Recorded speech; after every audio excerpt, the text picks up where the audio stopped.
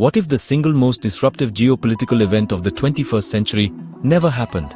It's a question that, honestly, forces us to reconsider the very fabric of our current reality. Imagine a world where, on February 24, 2022, Russian tanks did not cross the Ukrainian border. This isn't some story of fantasy. It's an exploration of a plausible alternate timeline, one where diplomacy, however strained, actually held firm. In this world, the headlines of 2022 would have been dominated by different concerns. The slow, arduous recovery from a global pandemic would have, remained center stage. The complexities of climate change and economic inflation would have been the primary challenges facing world leaders. The path not taken represents a world spared from immense human suffering and economic turmoil. The decision not to invade would have sent ripples across the globe, altering the course of nations. Europe would have continued its complex, often dependent relationship with Russian energy. The North Atlantic Treaty Organization, or NATO, would not have found the renewed sense of unity and purpose that the invasion unexpectedly provided. Instead, debates over its relevance and funding would have likely persisted. The Global South would not have been forced to navigate the treacherous diplomatic waters of choosing sides between East and West. The fragile global supply chains, already battered by COVID-19, would have avoided the catastrophic shock of war, keeping food and energy prices more stable for billions of people. This alternate history invites us to examine the profound consequences of a single, monumental decision. It is a world without the heartbreaking images from Bucha and Mariupol. It is a world where millions of Ukrainian families were not torn apart, their lives upended by a refugee crisis of historic proportions. It is a world where tens of thousands of young Russian and Ukrainian men were not sent to their deaths. This scenario it forces us to confront the immense cost of the war, not just in terms of lives and treasure, but in lost opportunities. It is a world where the international community could have focused its collective energy on shared threats, rather than being consumed by a brutal, anachronistic conflict. By stepping back from the brink, this alternate timeline offers a glimpse into what might have been. It is a world where the post-Cold War order, while flawed and creaking, was not shattered. The complex dance of international relations would have continued with its rivalries and alliances, but the fundamental assumption of relative peace in Europe would have remained intact. The great power competition between the United States and China would have continued to be the defining feature of global politics. Yet, it would have played out on a different chessboard, one not drenched in the blood of a European war. This is the story of that world, a world of quiet continuity instead of violent disruption. To understand this alternate reality, we must first recall the world as it stood in late 2021 and early 2022. The air was thick with tension. For 8 long years, since Russia's annexation of Crimea in 2014 and the subsequent simmering conflict in the Donbas region, Ukraine and Russia had been locked in a state of undeclared war. This was not a tranquil peace shattered by a sudden act of aggression. It was a fragile, deteriorating situation. Ukraine, under President Volodymyr Zelensky, was charting a determined course toward the West. It sought deeper integration with the European Union and held aspirations for NATO membership, a move Moscow viewed as an existential threat to its security and sphere of influence. Vladimir Putin's mindset at this time was a complex mix of historical grievance, strategic calculation, and perceived national interest. He saw the eastward expansion of NATO not as a defensive alliance, but as an encroachment on Russia's historical backyard. Putin had long lamented the collapse of the Soviet Union as the greatest geopolitical catastrophe of the century. He viewed Ukraine not as a truly sovereign nation, but as an integral part of Russia's cultural and historical world, Little Russia. The prospect of a Western-aligned, democratic and prosperous Ukraine on his border was, in his view, a direct challenge to his model of governance and a security risk that could not be tolerated. Meanwhile, the Western alliance was facing its own set of challenges. NATO was, by many accounts, experiencing a crisis of identity. Then President Donald Trump had openly questioned the value of the alliance, causing deep rifts. European members were often criticized for not meeting their defense spending commitments. There was a sense of drift, a lack of a clear and present danger to unify the 30 member states. The withdrawal from Afghanistan in 2021 had been chaotic and had further strained transatlantic relations. Europe was primarily focused inward, grappling with the economic and social aftershocks of the COVID-19 pandemic and the logistics of its ambitious green energy transition. In this alternate timeline, the intense diplomatic pressure from the United States and European leaders like France's Emmanuel Macron and Germany's Olaf Scholz narrowly succeeds. Perhaps a last-minute concession is made, or a new diplomatic framework is established that gives Putin a face-saving off-ramp. He might have secured guarantees that Ukraine would not host NATO missile systems or a renewed commitment to the Minsk II agreements, however flawed they were. In this scenario, Putin pulls his troops back from the border, choosing a path of continued political and economic pressure over a full-scale military invasion. The world breathes a collective sigh of relief, stepping back from a precipice it did not fully comprehend. In a world where the invasion was averted, the most immediate and profound difference would be the absence of several cascading global crises.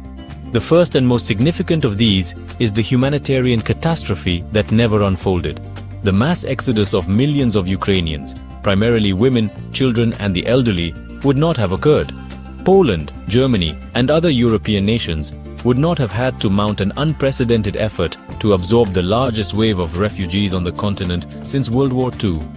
The heart-wrenching scenes at border crossings and train stations would remain confined to history books, not broadcast on 24-hour news cycles. The social and economic fabric of Ukraine would have remained intact, its population secure within its own borders. Secondly, the global economy would have been spared a punishing shock. The unprecedented sanctions regime imposed on Russia by the West would never have been conceived. Russia would have remained fully integrated into the global financial system. Its central bank reserves would not have been frozen, and its major banks would still be connected to the SWIFT international payments network. This means the global economy, already struggling with post-pandemic inflation, would have avoided the severe energy price spike. The flow of Russian gas through pipelines like Nord Stream 1 would have continued, providing Europe with cheap energy and preventing the frantic scramble for alternative sources that defined the latter half of 2022. Furthermore, the global food crisis that disproportionately hurt the world's poorest nations would have been far less severe.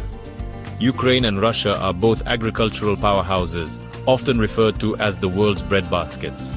A war would have devastated Ukrainian harvests and blockaded its Black Sea ports, while sanctions and logistical chaos would have hampered Russian exports.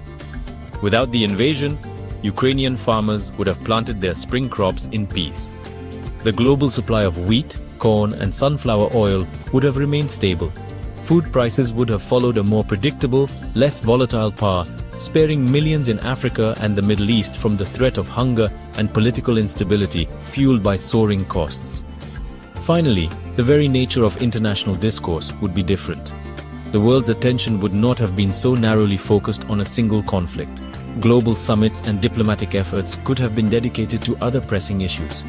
The G20 meetings would have been less fraught with tension, allowing for more productive conversations on climate change, pandemic preparedness, and global debt relief. The United Nations would not have been paralyzed by Security Council vetoes related to the war. In essence, the world would have retained a greater capacity for collective action, its bandwidth not completely consumed by the need to manage a major war in Europe and its far-reaching consequences. In this alternate reality, the European continent of 2025 looks markedly different. The most striking change is the posture of NATO. Without the galvanizing shock of a full-scale invasion on its doorstep, the alliance would have continued along its pre-2022 trajectory. The debate over its purpose and funding would have remained a central and often contentious topic. Germany would not have announced its historic Zeitenwende, or turning point, a massive €100 billion boost to its military.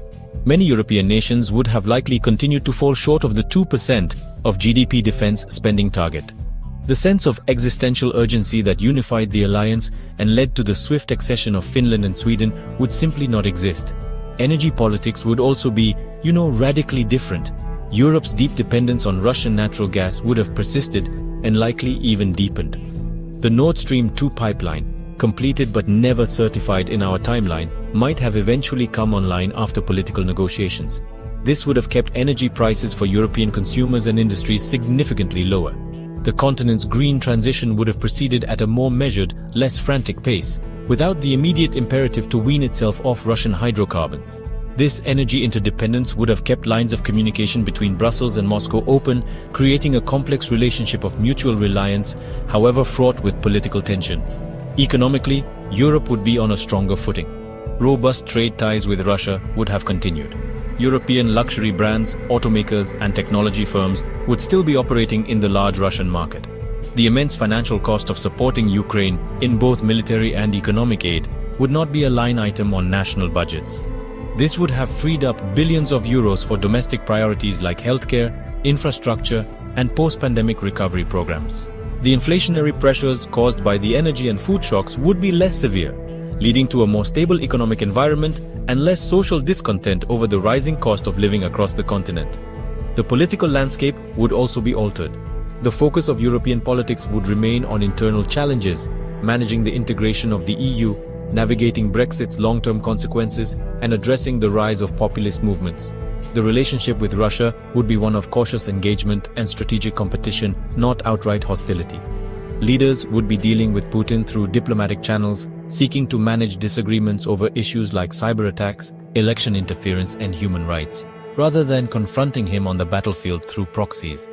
The continent would feel less like a fortress and more like a complex, interconnected economic bloc, still grappling with its place in a multipolar world. Inside Russia itself, the absence of a full-scale war would have meant a future of stability and continuity, albeit under an increasingly authoritarian system. The Russian economy, which in our timeline was hit by devastating sanctions and plunged into a sharp recession, would have continued its steady, if unspectacular, growth. It would have remained deeply intertwined with the global economy, particularly Europe's. Russian oligarchs would still be welcome in London and on the French Riviera. Ordinary Russians would have retained access to Western goods, technology, and travel.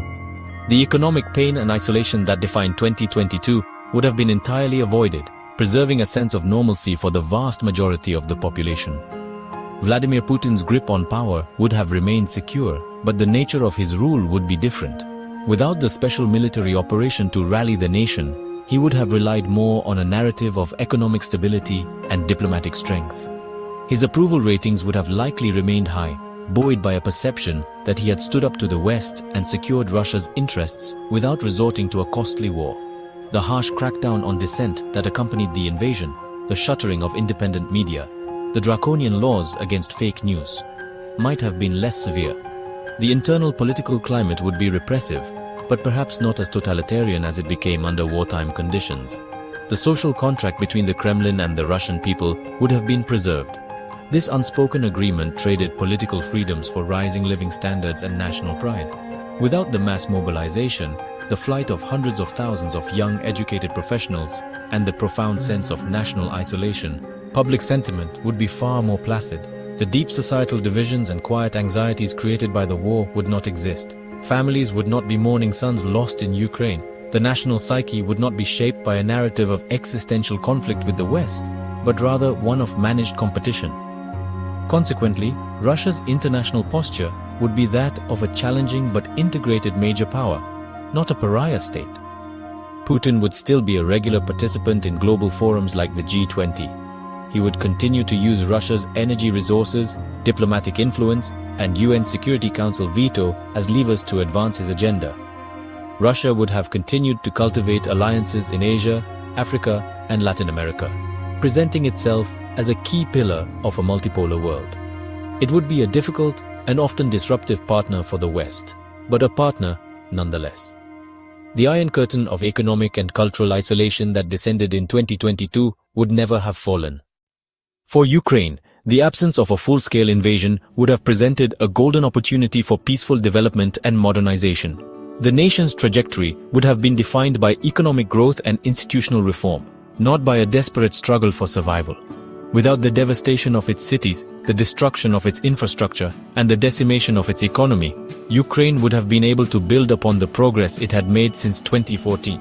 The focus of the Zelensky government would have been on tackling corruption, strengthening the rule of law, and creating an attractive environment for foreign investment. The nation's vast potential could have finally begun to be realized. The path toward European Union integration would have been clearer and faster.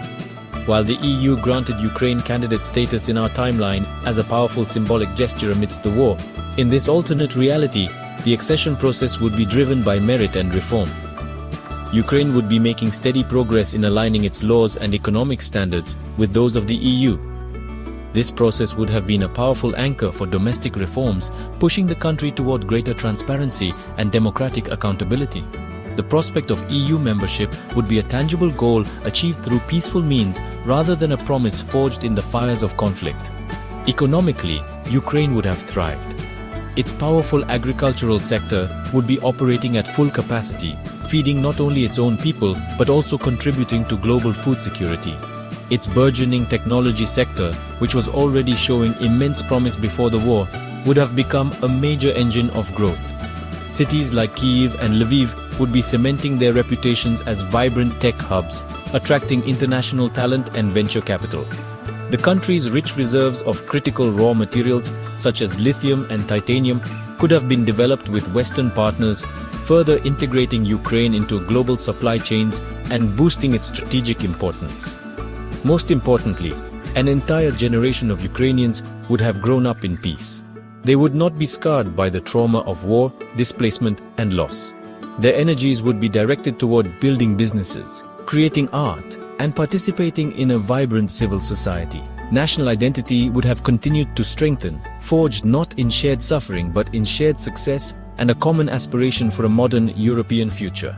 Ukraine would have stood as a potent symbol of a successful post-Soviet democracy, proving that a path of sovereignty and integration with the West was possible without being consumed by conflict with its powerful neighbor. The ripple effects of a peaceful path in Eastern Europe would have reshaped global priorities. For the United States, the primary foreign policy focus would have remained squarely on the long-term strategic competition with China. The pivot to Asia, a concept discussed for over a decade, would have been pursued with greater resources and attention. The diplomatic, economic and military capital that was poured into supporting Ukraine and containing Russia would instead have been deployed to strengthen alliances in the Indo-Pacific. The global contest of the 21st century would be more clearly defined as one between Washington and Beijing, without the complicating factor of a major land war in Europe. The global south would have found itself in a much more stable environment. Without the war-induced shocks to food and energy prices, developing nations would have had more breathing room to manage their economies and address domestic challenges. The intense pressure to choose sides between Russia and the West would have been absent. This would have allowed for more flexible, multi-aligned foreign policies, enabling countries in Africa, Latin America, and Southeast Asia to pursue their own interests without being drawn into a new Cold War-style confrontation. The world would feel less polarized, with greater space for cooperation on shared global challenges like climate change and public health. The entire Eurasian landmass would be a calmer region. Tensions would still exist, but the risk of a wider conflict would be significantly lower. Russia, while still a challenging actor, would be constrained by its economic interdependence with Europe. China would see less opportunity to advance a no-limits partnership with a Moscow that was not a global pariah. This more stable environment would have been beneficial for trade and connectivity, perhaps allowing initiatives like China's Belt and Road to proceed with less geopolitical friction. The dream of a more integrated Eurasian continent, from Lisbon to Vladivostok, while still distant, would not have seemed entirely impossible. In the end, we are left to reflect on a world of lost opportunities. The war in Ukraine, in our timeline, demonstrated the incredible resilience of the Ukrainian people and forged a newfound unity in the West. But this alternate history suggests that these strengths could have been channeled in more constructive ways. Perhaps a sustainable peace, built on mutual respect for sovereignty and a complex web of interdependence, was possible. We can never know for certain, but by imagining the world that might have been, we gain a clearer, more painful understanding of the true cost of the war. A cost measured not only in lives lost and cities destroyed, but in the peaceful, more prosperous future that was denied to us all.